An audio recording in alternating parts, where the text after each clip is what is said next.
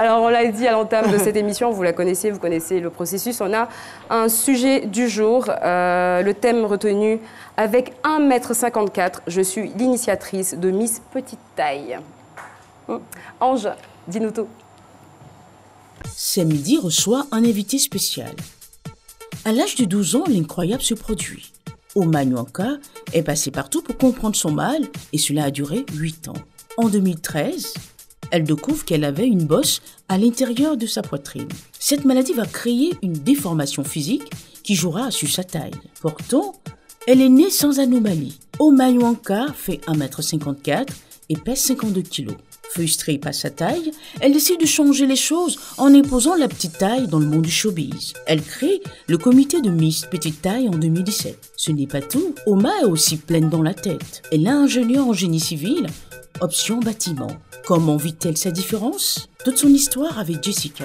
Elle s'appelle Mademoiselle Nyoanka Omar Roseline Sonia. Elle est issue d'une famille de 5 enfants et habite aux 2 plateaux. Venez, notre invitée du jour.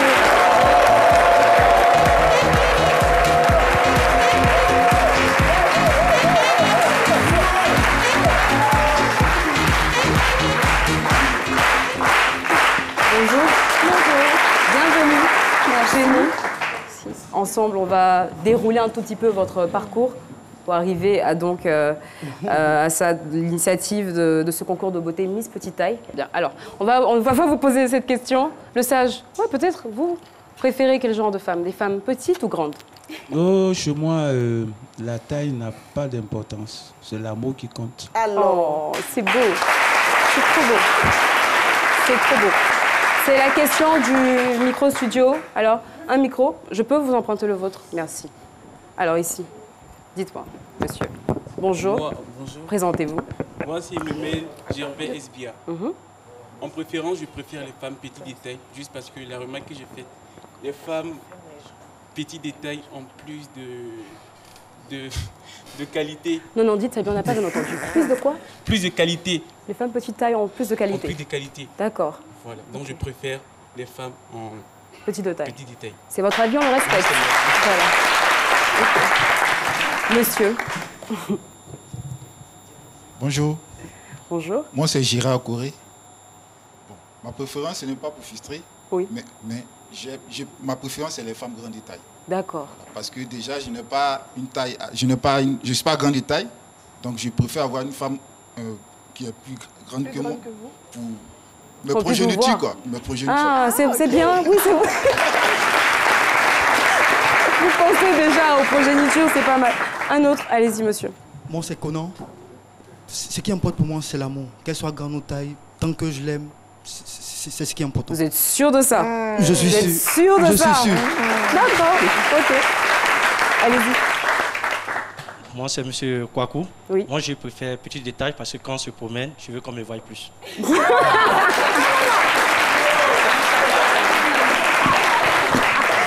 Merci infiniment. Comme on dit, les goûts et les couleurs ne se discutent pas. Alors, je rappelle notre invitée du jour, Nyoanka Oma Roseline Sonia. Vous êtes issue d'une famille de 5 enfants. Vous habitez aux 2 plateaux dans la commune de Cocody. Vous êtes conductrice de travaux dans le bâtiment et travaux publics. Vous êtes ingénieure de formation en génie civil. Bonjour. Merci. Parcours assez impressionnant quand même. Alors, je pense que quand vous étiez enfant, tout se passait très bien. Il n'y avait aucun problème. Oui. Comme un enfant normal. Oui, ah. sûr. Mais à partir de 12 ans, vous allez commencer à sentir quelque chose. Oui. Quoi? À partir de 12 ans, quand j'étais en classe de 4e, je ressentais des douleurs à la poitrine, des brûlures, une sensation d'étouffement et je faisais parfois des indigestions. Donc, j'ai été voir le docteur avec ma mère qui a dit que c'était un ulcère. Voilà, donc il a prescrit des médicaments.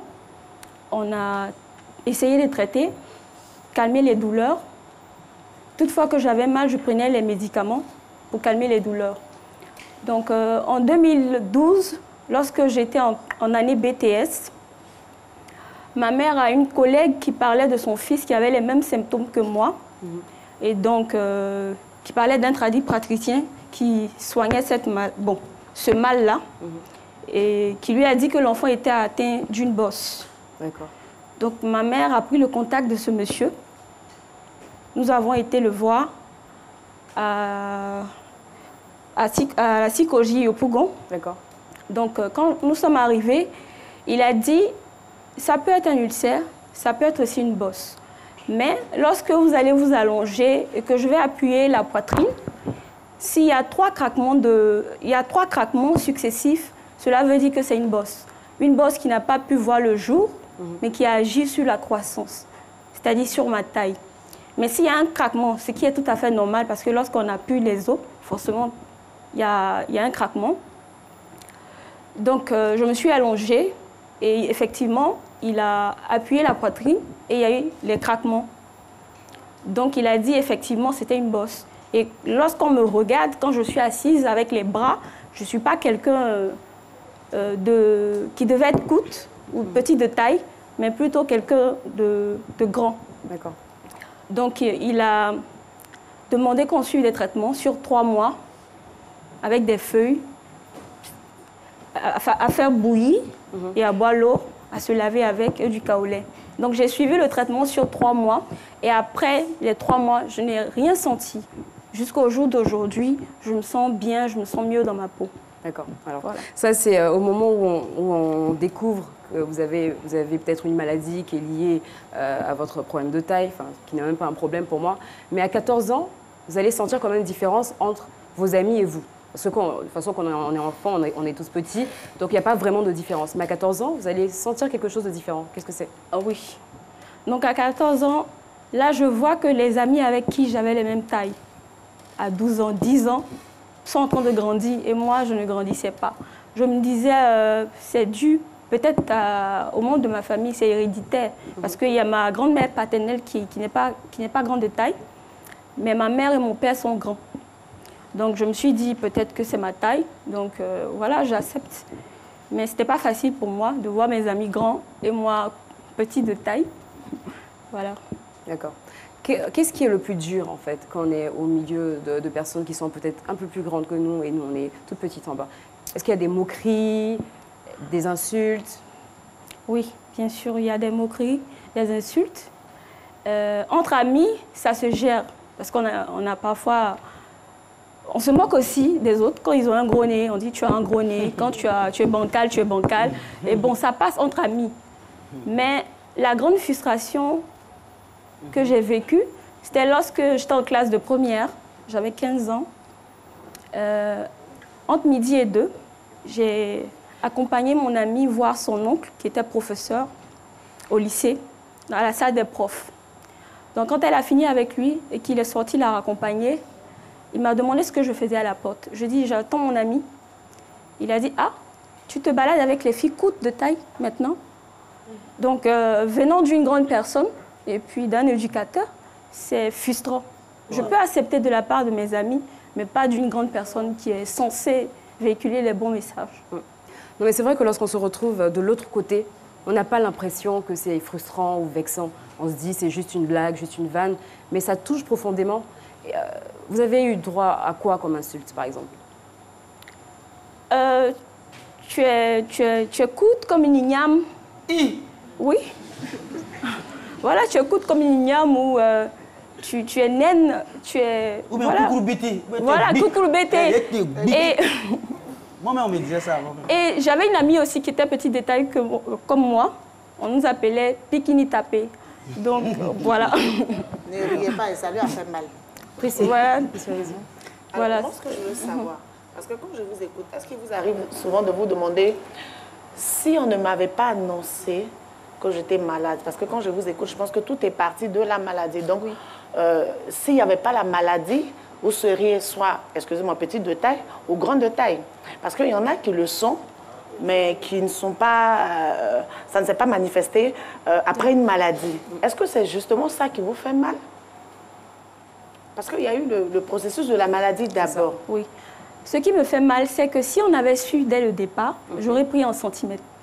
Donc, voilà. Après, je ne dirais pas que le médecin n'a pas fait son travail. Le praticien est plus mieux que le médecin. Mais bon, je mets tout dans la main de Dieu. Je me dis que c'est comme ça que je devais être. Voilà. Et puis... Je m'accepte. Est-ce que vous avez déjà rencontré des personnes qui le sont naturellement, donc qui ne sont pas tombés malades, parce qu'il y en a, ça existe des personnes petites de taille qui le sont naturellement. Est-ce que vous échangez, histoire de savoir comment ces personnes-là se sentent dans leur peau de petite de taille naturelle? Oui. Il y en a d'autres qui ne s'assument pas, qui n'acceptent pas. Voilà, donc, comme mot d'encouragement, je dis que la beauté n'est pas que le physique. C'est aussi la beauté intellectuelle, la morale qu'on a de l'âme. Donc, il faut travailler dur et oublier tout ce qui se dit sur notre taille. Voilà, parce que ce n'est pas notre taille qui nous fera prospérer, c'est notre travail. Okay. Voilà. Alors, c'est vrai qu'il faut oublier certaines choses, mais vous, il y a des choses que vous n'avez pas oubliées. Quand vous étiez ado, vous aviez un rêve de jeune fille, c'était lequel? Oui, je voulais me présenter au concours Miss Côte d'Ivoire. D'accord. Voilà. Donc, mais bon, avec la taille, c'est pas possible. Ouais. Parce que je crois qu'à l'époque, c'était 1,70 m. Oui. Aujourd'hui, 1,65 m. Et vous, vous avez 1,54 m. Mais c'est bon, ça vient un peu. Donc, c'était pas possible pour vous de participer à ce concours-là. Mais vous êtes quand même une battante, vous êtes une bosseuse. Quand on vous ferme une porte, vous vous dites non, ça ne peut pas rester fermé. Qu'est-ce que vous avez décidé de faire en grandissant? Parce que je sais que ça ne vous a pas vraiment affecté, vous avez grandi, vous avez mûri, vous avez accepté votre, je dirais même pas complexe, vous avez accepté vos 1,54 m, c'est quand même beaucoup, vraiment. Mais vous décidez de faire quelque chose d'assez fort. Qu'est-ce que c'est? Oui. En 2013, je me suis connectée sur Internet. Donc, j'ai fait des recherches sur Google pour savoir s'il y avait des concours ou des filles de petite taille qui existaient. Donc, j'ai découvert que ça existait en France, en Géorgie, au Mexique, au Guatemala. J'ai aussi contacté Miss Terre parce qu'ils avaient mis 1,65 m. Mais après, quand ils m'ont répondu, ils ont dit non, ça a été revu à 1,67 m. Donc, voilà. Je me suis dit, bon, pour le moment, je n'ai pas les moyens d'organiser un concours de beauté. Je ne peux pas aussi participer, me lever comme ça pour partir à l'international pour participer, parce que ça se paye la franchise, ça se paye le billet d'avion. Donc, voilà, je vais travailler, puisque j'étais en début de stage de perfectionnement. Je vais travailler et puis voir. Quand j'aurai les moyens de mettre en place mon comité, je le ferai. Mais tout d'abord, je souhaiterais, s'il y a des concours nationaux qui permettent qu'on participe, je vais participer pour voir comment cela se passe. Parce que dans le domaine de la mode, on parle un peu de proxénétisme. Donc quand vous n'êtes pas dedans, vous critiquez, mais quand vous êtes dedans, vous voyez ce qu'il y a. Donc en 2017, j'ai vu une annonce sur Facebook, Miss Model, qui prenait des filles coûtes. Donc je dis, ok, je participe, je vais voir un peu comment ça se passe. Voilà, donc j'ai participé au concours. Pas dans l'objectif de gagner, parce que déjà, c'est taille mannequin. Ça, je ne peux pas dire que je vais pour gagner. Quand on dit taille mannequin, c'est à partir d'1,70 m pour vous, c'est ça? Je veux dire, tous les événements qui ont été faits ici, les Miss sont de grande taille. Il n'y a pas de filles de petite taille, donc il ne faudrait pas que je rêve. Mais que je voie un peu comment ça se passe, l'atmosphère, les mentalités, etc. Donc, j'ai participé au concours de beauté. Suite à cela, j'ai décidé de mettre mon comité en place. Mais vous gagnez, vous gagnez. Non, franchement. Je voudrais juste poser une question. Oui. Selon vous, à quelle nécessité répond une Miss quand on sait que la beauté est relative et que la femme aimée, du coup, devient la Miss de son amoureux? Voilà, attendez, vous réfléchissez. Pour vous, à quelle nécessité répond une Miss quand on sait que la beauté est relative et que la femme aimée, du coup, devient la Miss de son amoureux? On aurait pu tendre le micro à Raïssa Diaby, mais c'est pas grave, vous allez répondre. Répondez à cette question. C'est en français? Je dirais que la Miss, même la beauté étant relative, c'est vrai, mais il faut parler avant tout de beauté morale. Parce que chaque femme n'a pas la même moralité. Et on en voit un peu partout. Donc, avant de parler de beauté physique, il faut parler de beauté morale et de l'intellect. Donc, la plupart des gens parlent plus de beauté en termes de physique. Donc, la Miss, pour moi, c'est quelqu'un qui allie beauté intellectuelle, morale et aussi physique. Et qui constitue un modèle. Et qui constitue un modèle pour la société. Exactement. Pour les jeunes filles de son pays. Suite à votre question. Suite à votre question, moi je veux savoir, pour participer à Miss Petite Taille, pour être Miss Petite Taille, quels sont les critères? Taille, moralité, niveau d'études, âge. Voilà. Niveau d'études minimum seconde. On va jusqu'à 27 ans. Voilà, faut avoir une taille comprise entre 1m66 et 1m40. D'accord. Voilà, parce qu'en dessous de ça, on parle de personnes atteintes de nanisme. Donc, voilà. En termes de morale, oui, mais c'est des personnes qui sont malades. Voilà.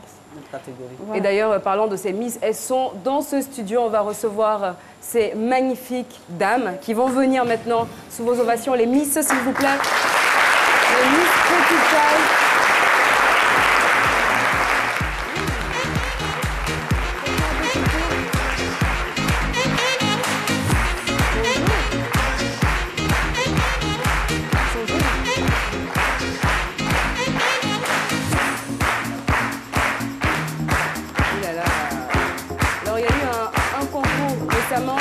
C'est la Miss, la première dauphine, la deuxième dauphine, c'est ça? Non, c'est la 4e dauphine, la 3e dauphine et la 2e dauphine. D'accord, ok. Bravo et félicitations encore, les filles. Un concours de beauté. Alors, moi, ce que je retiens, c'est qu'on vous a fermé une porte et vous vous êtes dit, pas besoin qu'elle reste fermée. Moi, je vais aller ouvrir ma porte. Vous avez créé ce concours-là. Et depuis aujourd'hui, toutes les femmes qui ne peuvent pas participer au concours standard de beauté ont elles aussi un concours petite taille où elles peuvent montrer qu'elles sont belles, elles sont intelligentes, elles ont quelque chose à apporter à la société. Et franchement, pour ça, chapeau, bravo, merci. Quel mot vous pouvez dire à l'endroit de toutes ces filles qui sont pas très grandes de taille et qui en font un véritable complexe? D'accord, je dirais à toutes ces filles-là de s'accepter, de se dépasser, de s'aimer soi-même. Voilà. Et que la beauté ne suffit pas, la taille ne suffit pas pour mettre un frein à ses valeurs, à ses compétences. Donc il faut bosser aussi pour pouvoir y arriver dans la vie. D'accord, voilà. Très bien. Moi aussi, j'ai un conseil pour les jeunes qui veulent faire du sérieux avec les femmes. Oui, ok, d'accord. Oui, ça a quelque chose à voir avec la Miss. Tu comprendras quand je vais finir d'intervenir. Allez-y. Si vous avez l'embarras du choix, je parle aux jeunes, hein, si vous avez l'embarras du choix entre deux femmes que vous aimez, prenez la plus intelligente. Si les deux sont intelligentes, prenez la plus instruite. Si les deux savaient avoir à peu près le même niveau d'instruction, alors prenez la moins belle. Si les deux sont belles ou laides, alors optez pour la plus noire, car ici, chez nous, nous aimons trop les femmes claires.